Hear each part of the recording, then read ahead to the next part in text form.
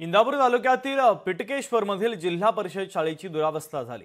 शाळेचा पहिला दिवस आहे, मात्र शाळेच्या खोल्यांची दुरावस्था झाल्याने विद्यार्थ्यांना शाळेच्या बाहेर पटांगणामध्ये बसून पहिल्याच दिवशी शिक्षण घ्यावे लागले। या संदर्भात बारामतीच्या खासदार सुप्रिया सुळे यांनी एक्सपोस्ट करत गंभीर बाबीकडे शासनाचं लक्ष वेधलेलं आहे।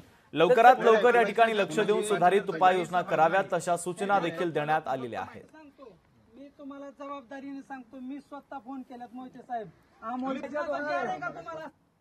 आम्हाला शाळा पाहिजे आणि ह्या 4 वर्ग खोल्या ज्या आहेत त्या पाडून पाहिजेत आम्हाला।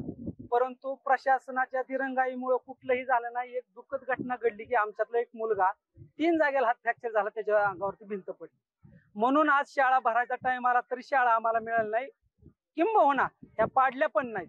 आणि तालुका गट शिक्षण अधिकारी आता इथून अक्षरशः आमच्या प्रश्नाला उत्तर न देता पळून निघून गेले। 2-3 महिन्यापूर्वी तमाम भरणे गावात होते कार्यक्रमानिमित्त, तर त्यांना आम्ही बोलवलं। ते थांबले तर आम्ही गाडी अडवून त्यांना बोललो, मामा खाली या, तुम्ही तालुक्याचे आमदार आहेत, विद्यमान आमदार आहेत, तुम्ही शाळेची दुरावस्था पहा।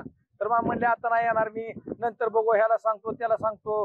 तर काय ते आले नाहीत, पण त्यांना कार्यक्रमात जायला जमलं। पण शाळेची जी लहान मुलं आहेत त्यांचं बघायला जमलं नाही। शाळा पडली आमची, किती दिवस झाले? लई दिवस झाले। मग आता 9 वर्ग पाणी शाळेत काय दिसलं सकाळी आले? साप कुठं होता सर? इथं तुम्ही कुठं बसलाय आता? वडाच्या झाडाखाली।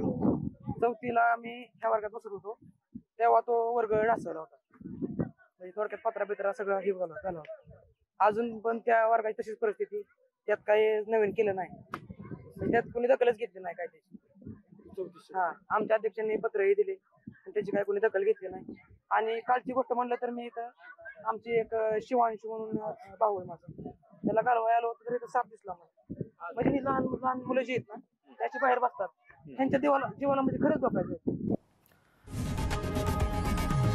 लोकशाही मराठी ऐका, पहा, जागरूक रहा।